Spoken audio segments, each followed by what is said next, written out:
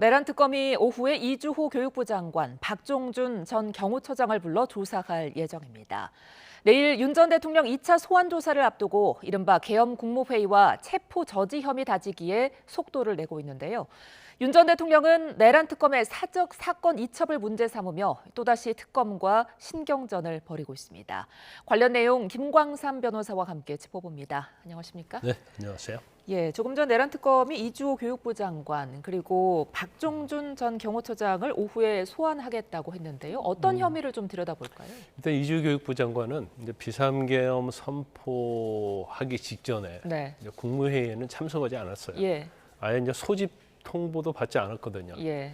그래서 왜 소집 통보 자체도 받지 않았는지 이제 그 이유, 그다음에 선포한 이후에 국회에서 이제 해제 요구했잖아요. 그래서 그 비상계엄 해제와 관련된 국무회의에는 참석을 했죠. 그래서 이 과정, 그러니까 지금 사실 보면 이제 국무회의에 참석했던 국무위원들, 참사하지 않았던 국무위원들까지 지금 다 불러서 조사를 하고 있거든요. 예. 이제 그 이유는 지금 국무회의가 비상계엄 관련해서 어떻게 이루어졌는지 이것을 이제 특검에서 이제 재구성하고 있다 이렇게 볼 수 있을 것 같아요. 예. 그래서 또 국무위원들 중에는 어떻게 보면 이제 비상계엄에 대해서 뭐 동조하는 그런 위원이 있을 수도 있고 예. 그렇다고 한다면 이제 내란죄의 또 공범이랄지 이제 방조범이 될 수 있는 거고요. 그래서 그 비상계엄 당시에 소집했던 국무회의, 그러면 거기에서 이제 어떤 말이 오갔는지 다 드러날 거 아닙니까? 네. 그다음에 이제 해제 당시에 또 국무위원 회의가 제대로 이루어졌는지 또 어떤 내용의 말이 오갔는지 이 부분을 지금 특검에서 수사하고 있다 이렇게 볼 수 있고요. 예. 이제 박종준 전 경호처장은 그 공수처에서 아마 1차 체포영장 집행할 때 네. 그때 이제 경호처 처장이었거든요. 예. 가장 탑이었어요. 꼭대기. 그리고 그때 이제 체포영장 집행을 저지한 부분. 그다음에 윤 전 대통령이 지금 뭐 특검에서는 그렇게 의혹을 가지고 있는데 여인영 정 반첩사령관 그리고 홍장원 국정원 1차장의 비화폰 관련 삭제 지시 이걸 누가 했느냐. 예. 이제 그 부분에 대해서 이제 박종준 전 처장을 상대로 이제 조사를 하려고 그러는 거죠. 예. 자, 그런가 하면 삼청동 안가회동의 실체에 대한 수사도 본격화하는 모습인데요. 김주현 전 대통령실 민정수석에 대해서 내란 특검이 이제 출석한 후에 12시간 만에 이 김 전 수석이 귀가를 했습니다. 네, 김주현 민정수석은 어떻게 보면 윤 전 대통령의 법률 참모다 이렇게 말할 수 있어요. 예. 그러면 적어도 이제 계엄 선포할 때 법률 참모라고 할 수 있는 김주현 민정수석하고 상의를 했느냐, 어떤 도움을 받았느냐, 이제 그런 부분들, 그리고 사후에 이 민정수석이 어떤 역할을 했느냐, 이제 이거 중요한 건데, 네. 제일 중요한 것이 이제 몇 가지가 있지만, 이제 첫 번째는 12월 3일 날 비상계엄 선포하고 12월 4일 날 삼청동 안가에서 거기서 모여서 회의를 했거든요. 그 회의에는 뭐 박성재 법무부 장관이지 이상민 전 행안부 장관 그리고 이완규 법제처장 네. 뭐 이런 사람들이 모여서 회의를 했어요. 그래서 예. 이때 왜 회의를 한 것이냐? 이건 계엄의 어떤 절차적 정당성이랄지 계엄에 있어서 불법적인 거 이런 것들을 어떻게 보면 은폐하기 위해서 한 것이 아니냐? 그거 한 가지였고요. 예. 그다음에 김주현 민정수석과 관련해서는 그 이후에 대통령의 행위에 는 문건이 있어야 한다. 네. 이제 그래서 비상계엄 선포문이랄지 아니면 국무회의 심의 문건 이런 것들을 작성하도록 했는데 그 이유가 무엇인지 이제 이런 부분을 특검에서 조사를 하려고 소환을 한 거죠. 예, 말씀해 주신 것처럼 사후 계엄 선포문 작성 과정에 대한 이제 개입 의혹을 받고 있는데 이 부분에 대해서는 어떻게 수사를 할까요? 아마 이 사후에 계엄 선포문이 작성된 건 맞는 것 같아요. 네. 그래서 이거 자체가 사실은 당시에 이제 대통령 부속실장이었던 이제 강욱에게 김지현 수석이 전화를 했다는 거잖아요. 예. 그 헌법 82조에 보면 대통령의 국법상 행위에는 문건으로 해야 하는데 문서로 해야 하는데 또 문서에는 당연히 국무위원들의 뭐 서명 부서가 있어야 한다. 이제 예. 그런 전화를 했다는 거 아닙니까?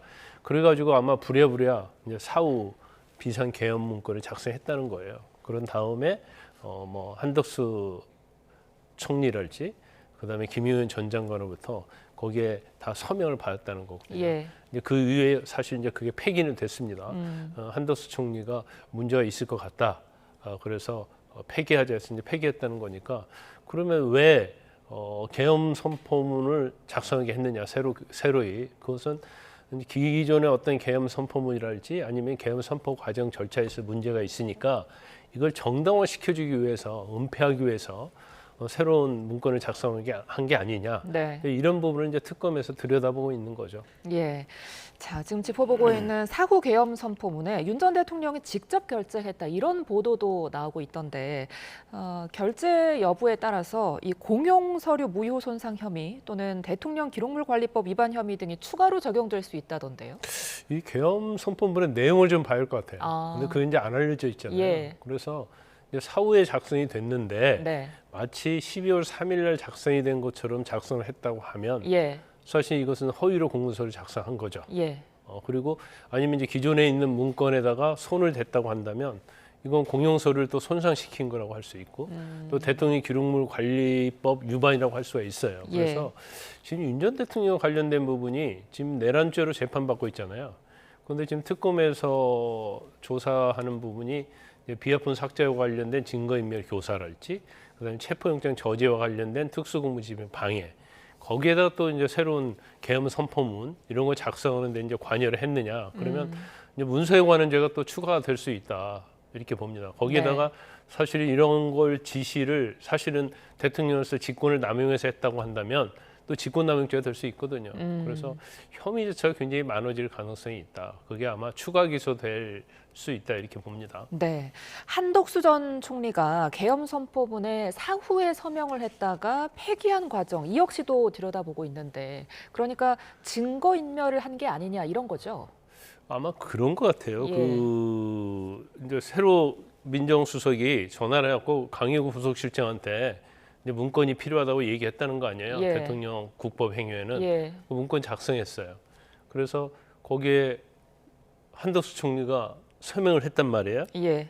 그런데 일단 12월 7일 날 윤 전 대통령이 결재까지 했습니다. 그런데 그 5일 날 저녁에 했거든요. 그러다가 12월 18일 날 김의원 전 장관이 긴급 체포됐어요. 예. 그러다 보니까 이것이 그대로 있으면 수사를 하면 수사 대상이 될 것이고 이게 사실은 원래 문건이 아니잖아요. 예. 그러면 이제 문제가 될성 싶으니까 아마 폐기하는 게 좋겠다 해서 아마 폐기한 걸로 보입니다. 그래서 이제 폐기 과정도 사실은 이제 특검에서 들여다보고 있는 거예요. 이게 뭐 지금 보도된 게 맞다면 폐기를 했다면 이게 증거 인멸이 되는 겁니까? 경우에 따라 증거인멸 될 수 있죠. 왜냐하면 이 계엄 선포문 자체가 어떠한 자신들의 범죄 혐의와 관련된 또는 제3의 범죄 혐의와 관련된 부분에 있어서 굉장히 중요한 증거다. 중요하지 않다 하더라도 이게 뭐 사실은 내란죄랄지 아니면 관련된 사건에서는 증거가 될 수 있는 거거든요. 예. 그러면 일부러 이게 나중에 불력에 영향을 미칠 것 같아서 폐기하도록 했다고 하면 증거인멸 교사가 될 수 있는 거죠. 네. 자, 이런 상황을 좀 종합적으로 봤을 때 비상계엄 선포 직전에 국무회의에 참석하고 그리고 안가 회동 때도 모였던 인물들. 그러니까 이상민 전 장관 그리고 박성재 전 법무부 장관 조사도 임박했다고 볼 수 있을 것 같아요. 다 조사할 거예요. 예. 그래서 그냥 원래 안과 회동이 이제 12월 3일 다음 날 있었거든요. 근데 계엄 해제는 12월 4일 날 1시 그 이후에 계엄 해제가 된 거잖아요. 그러면 해제하고 나서 이제 당일날 거기에 모였어요. 예. 근데 당사자들은 원래 의례적인 연말 모임이었다 이렇게 얘기를 하고 있는데 예. 비상계엄이 선포됐다 해제가 됐는데 이게 연말 모임을 할 수 있는 것은 아니거든요. 더군다나 어떻게 보면 윤 전 대통령 관련된 핵심 장관 이상민, 민정수석, 이완규 이런 사람들이 모였고 박성재 법무부 장관 그렇기 때문에 아마 이 부분도 뭔가 계엄이 해제됐으니까 이제 내란죄랄지 그런 걸 수사받을 거 아니에요. 그래서 예. 거기에 대한 대책이랄지 아니면 계엄 해제 과정에서 어떤 문제가 있었는지 없었는지 이제 이런 것들을 회의를 한 게 아니냐. 이제 그러고 나서 또 문건이 작성되고 막 그랬거든요. 계엄 네. 선포문이랄지 국무회의 심의록 이런 것들이 작성됐기 때문에 그 과정에서 나중에 문건이 또 작성되고 그런 게 아니냐. 그러면 이제 내란이랄지 아니면 여러 가지 범죄 행위에 뭐 방조랄지 아니면 공모한 게 아니냐 이제 그런 부분을 들여다보고 있는 거죠. 네. 자, 특검팀에서 이에 앞서 김성훈 전 대통령 경호처 차장도 불러서 조사를 했잖아요. 네. 김 전 차장의 발언이 윤 전 대통령의 체포영장 집행 방해 그리고 비화폰 기록 삭제 지시 혐의 등에 좀 중요한 영향을 미치지 않을까 싶어요. 아주 중요한 영향을 미칠 수 있죠. 일단 처음에 공수처에서 체포영장 집행으로 갔을 때는 그때 이제 경호처 처장이 박종준 처장이었거든요. 그래서 그때는 아마 뭐 박종준 처장의 지시를 받았을 거고 근데 경호처 차장은 2인자거든요. 예. 그렇다 하더라도 어떻게 보면 그 경호처 내에서는 이제 수뇌부에 해당이 돼요. 그런데 또 2차부터는 뭐 같이 이제 박종준 처장이 사실은 사임을 했잖아요. 그 이후는 김성훈 경호처 차장이 이제 주도적으로 했기 때문에 이제 그 부분에 대해서는 수사를 하는 거고, 그다음에 이제 비화폰 삭제와 관련해서는 지금 뭐 한두 가지가 있는 게 아니에요. 뭐 여인영이랄지 이진우, 그다음에 뭐 곽정은 전 사령관이랄지 이제 여러 비화폰이 있는데 그걸 삭제를 했는데 그게 윤 전 대통령이 지시해서 삭제를 한 것인지 네. 자진해서 삭제를 한 것인지, 근데 아마 특검은 윤 전 대통령이 지시를 해서 삭제한 걸로 보고 있는 것 같아요. 그러다 보니까 누구의 지시에 의해서 삭제를 한 것이냐, 이제 그 부분을 지금 면밀하게 조사를 하고 있는 거죠. 네.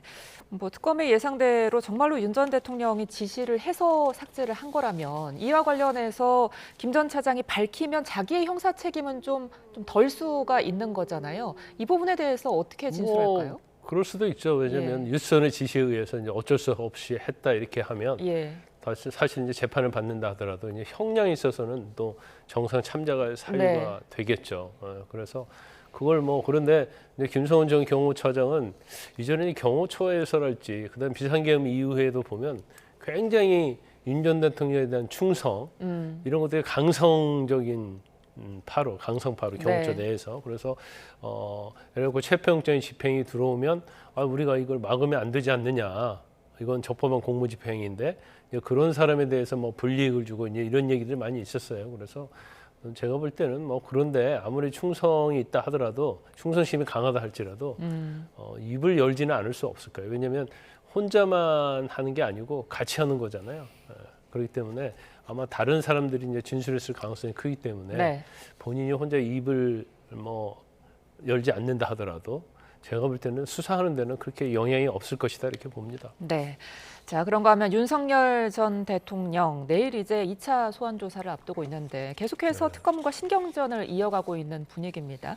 이번에는 특검 수사 절차를 윤 전 대통령 측에서 문제 삼고 있더라고요. 근데 아마 이제 그런 것 같아요. 지금 이제 윤석열 전 대통령 이제 변호인들이 하는 걸 보면 굉장히 쓸데없는 실랑이를 하고 있다. 저는 그렇게 봐요. 그래서 뭐 9시에 나오냐, 10시에 나오냐 그런 것도 그렇고, 그다음에 소환 일자에 대해서는 경우에 따라서는 조정할 수 있죠. 왜냐하면 건강에 허락하지 않고 또 재판이 있고 그러면 그런 것까지는 할 수 있어요. 그런데 뭐 지상으로 들어가냐, 뭐 지하로 들어가냐 이런 문제들. 더군다나 지금 내란 특검에서 지금 윤 전 대통령에 관한 내란죄 사건에 지금 공판을 참여하고 있거든요. 근데 여기에서 이제 한 얘기인데 특검법에 보면 이제 이첩을 받을 수 있도록 돼 있어요. 근데 요구를 하면 이첩을 받는 거거든요.